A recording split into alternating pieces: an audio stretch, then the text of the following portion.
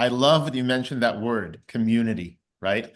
I think an underappreciated part of the crypto environment is how you can build community.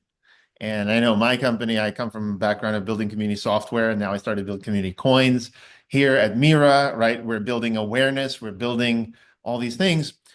In the past, it was kind of like gatekeepers, the old boys networks, whichever the VCs funding startups, or in this case. A lot of people were excited. The walkathons. I remember doing like walkathons and other things to raise money and awareness. But then the money goes to, some decision makers and they decide where to put it. Now it's democratized. Now it's like decentralized, right? So people get the decentralization part. They even get this intermediation part, right? Where you trust the smart contracts. But I think we're only now starting to see the community part, right? Hmm. So this idea that people can play a role and the role could be on the blockchain. And then this idea that we can spread awareness and have content put out by people. And the reach and the audience is also a value. You might create connections between people, even just having parents support other parents that are now going through what they used to go through, right? These are Hmm. very valuable things that I think we can tie to community. So yeah, I'd love to have that conversation. Yeah, I mean, I started the world's first biotech PBC, public benefit corporation. I like to think of Curetopia as a public benefit community.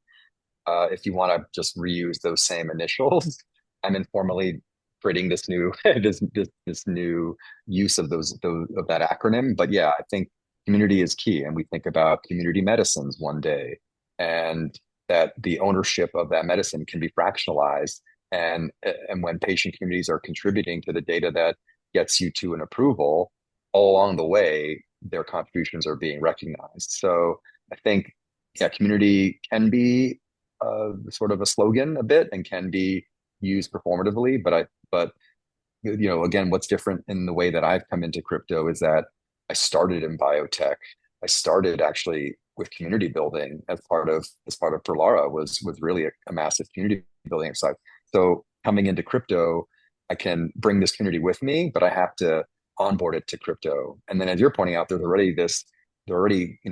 is a bunch of communities already. It's a bunch of network stakes already, but a lot of those have not, those folks may not have been mobilized for the cause of rare because they don't know that it exists, or they don't know anyone personally affected yet. And so, yeah, I'm excited to see this, onboarding the communities that have already built, in the rare disease world and the biotech world, bringing them on chain. And then at the same time, taking the folks who are already crypto native and now backing them into the rare and into biotech.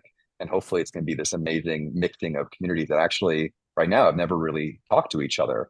And, we'll get to this, but I do think there's a lot of philanthropic impulse in the crypto community. But then there's a lot of skepticism as to, okay, I just contributed to this nonprofit, but then it's a black hole, right? And then there's no accountability, there's no governance, right? So I think there is this yearning for folks in crypto to do good. And hopefully something like Utopia, I don't want it to be seen as a charity coin, but I do think that this philanthropic impulse does exist in crypto, and it has been